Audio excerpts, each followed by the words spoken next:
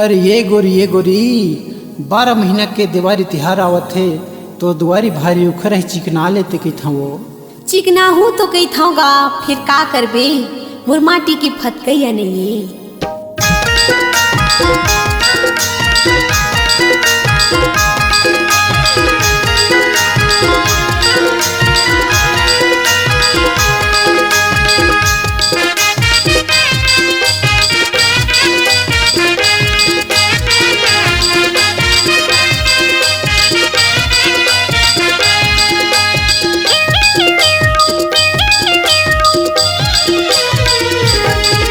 दुआरी हवै भारी उखरा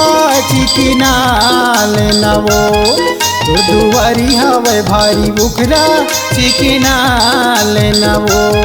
मुरमटा सी माटी कत्ता बढ़िया फटका देना गा मुरमटा सी माटी कत्ता बढ़िया फटका देना गा कोयलिया संतोरे बोले मामा नीलू भा जाते वो मुरमटा सी माटी कत्ता बढ़िया फटका देना गा मुरमटा सी माटी कत्ता बढ़िया फटका देना गा दुआरी हवै भारी उखरा चिकना लेना वो दुआरी हवै भारी उखरा चिकना लेना वो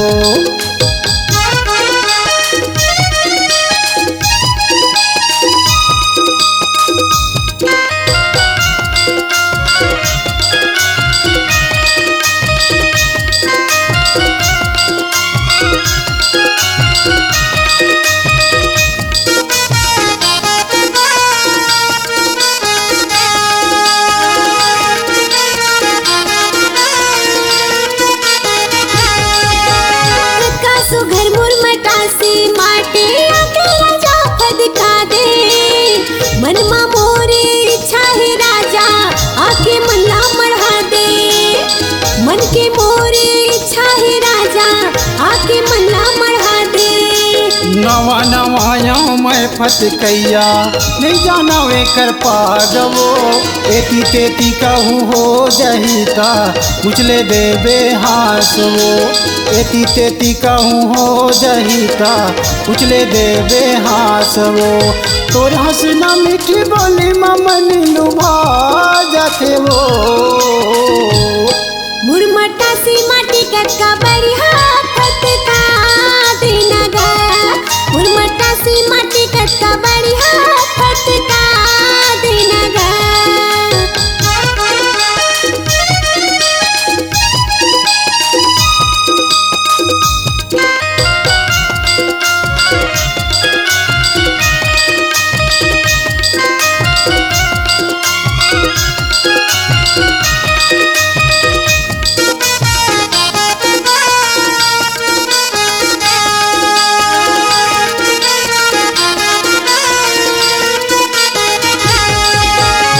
बनते फतकाए गराजा का बन ले बे बता दे भैया के डाले पे रौसे बैहा अंगना मोर चिकना गे भैया के डाले पे रौसे बैहा अंगना मोर चिकना गे मन माया के बनिए बाई बचपन के संगवारी दिया सुघर जला ले देवो आगे हवै देवारी दिया सुघर जला ले देवो आगे हवै देवारी दीपावली के फराव मोला खवा दे देवो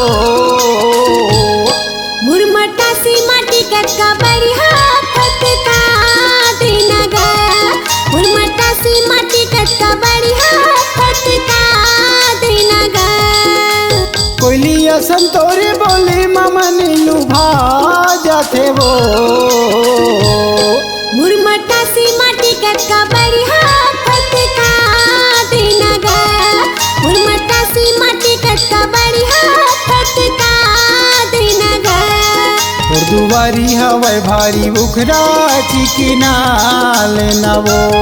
मुरमटा सी माटी कत्ता बढ़िया फटका देना गा दुआरी हवै भारी उखरा चिकना लेना वो मुरमटा